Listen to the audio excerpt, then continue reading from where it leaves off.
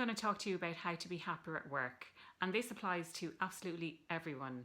So as humans, we all have three basic needs that need to be satisfied, and when these needs are satisfied, then we feel motivated and we feel satisfied and we feel happier in work.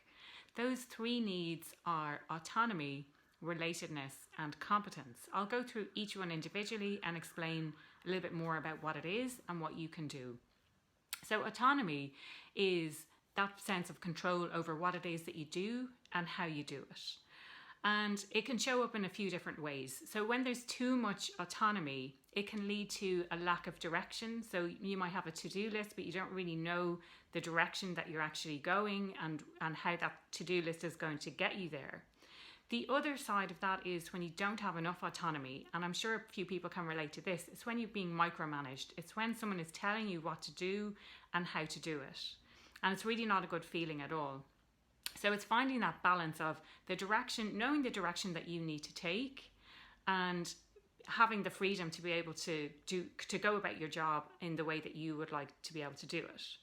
So the second area is relatedness.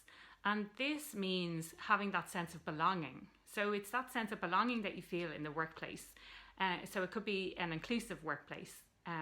The other area to bear in mind with that is the sense of how what you're doing on a day-to-day basis relates to the bigger picture of the company. So I suppose a few different ways this shows up. When there's not enough relatedness, it could mean that there's cliques in work. It can also mean that you don't really feel what you're doing on a day-to-day basis, or you don't understand how it relates to that bigger picture of what the company is trying to achieve. So a couple of ways, I suppose, to overcome this would be to try and make friends in the workplace, first of all. And if it's not that kind of place, consider maybe it's not the right place for you. The other area is to really get a clear picture on what you do on a day-to-day basis and how that contributes to the overall goal of the company, and being really, really clear on that. And that will give you a much greater sense of meaning and purpose in the work that you do. The third area I want to talk about is competence. So competence is that feeling of capability, of feeling that you are capable of actually doing your job. So when you don't feel that sense of competence, you might feel like an imposter. Now, I've spoken about imposter syndrome before. I'm not going to go into it in a massive amount of detail here.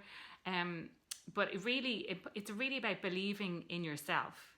The other area around competence is getting feedback from other people. So that could mean asking your boss for feedback. It could mean feedback that you're getting from clients, and make sure that feedback is positive and make sure that it's constructive. So ensure you understand how it is that you can go about improving.